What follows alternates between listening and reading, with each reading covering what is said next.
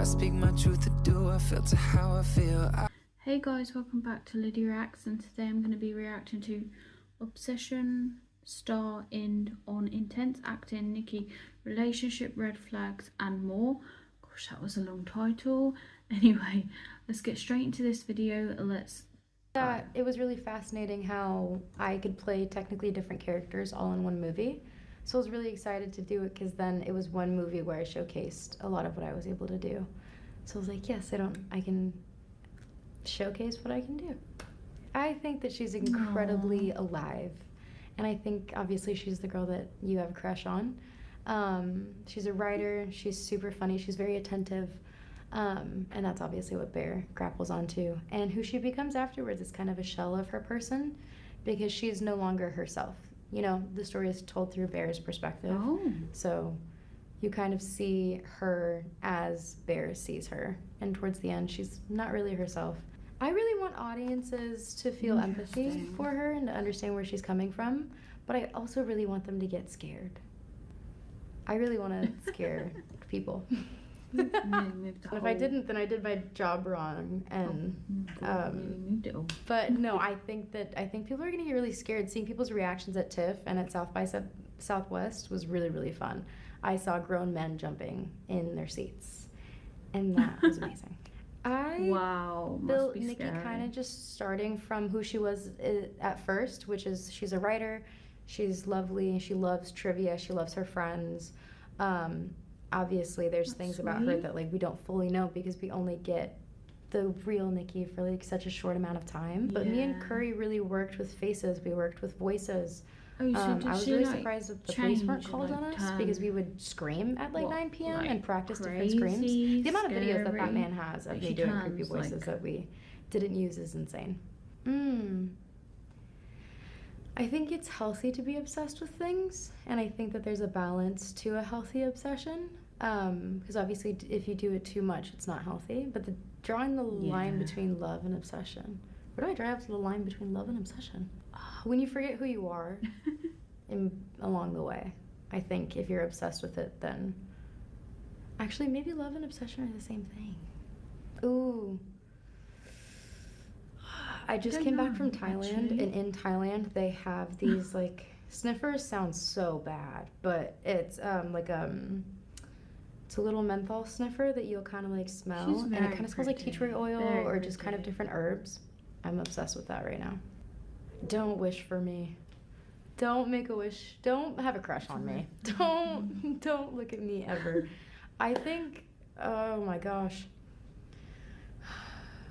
If he doesn't listen to his friends, he's not, maybe that's a spoiler, I don't know. But he doesn't listen to his friends. Always listen to your friends.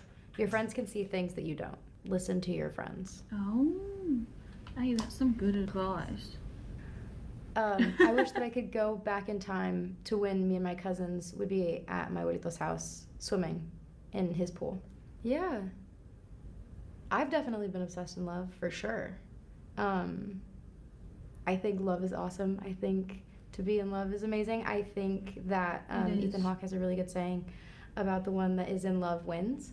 And I think love is really important and really cool. But I definitely think that there's a line and you should do it healthily. Please take care of yourself. Oh, the craziest thing that I've done for love? I think I bought plane tickets. Spent money. Spending money when I shouldn't have spent money for love. Save your coin. I think Nikki is incredibly strong. I mean, she breaks through the wish on multiple occasions, and to do that has a lot of strength based on how strong the wish is. And I think I carry Nikki's strength with me on a day-to-day basis. And I think things of myself that I put in Nikki are just kind of her sensitivities and her emotional attachments and her weirdness. Because I, too, stand in the corner of the bedroom staring at my boyfriend watching him sleep. Not creepy. Oh, the toughest moment on set. Toughest moment on set, I think, also ties into the funniest because there is a slight spoiler alert, but I throw up in the movie, and so we had to do this throw up gag, and the tape got loosened and it shot in my mouth, and God bless Michael Johnson, who plays Bear, whom I am gonna throw up on, because there's a moment of actual fear where he realizes that I might actually throw up on him because he sees everything happen. And I didn't eat lunch that day, so nothing came out. But we had a bucket on the side where I just hated the smell, I hated the texture. It also just was awful. So funniest day on set was almost throwing up on Michael Johnson. And it was also the toughest because you're trying not to throw up. I think everybody thought it was funny but him.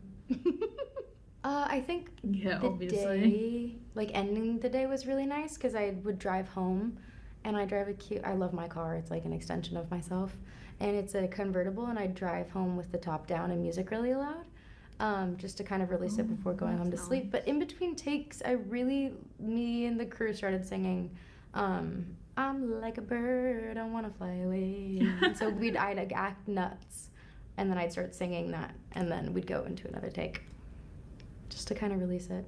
No. Everybody asks me that. I feel like all of my cars have had names. Cricket, because it sounded like a cricket. That was my first car. This one's just like my left leg. I feel like the coolest person ever. I feel like a Barbie. I feel like actually I feel like a little Bratz doll, because it's a Mazda Miata. Like, it's a old stick shift car from like 2005 that I've had for almost 6-7 years now. It's my baby. I feel cool.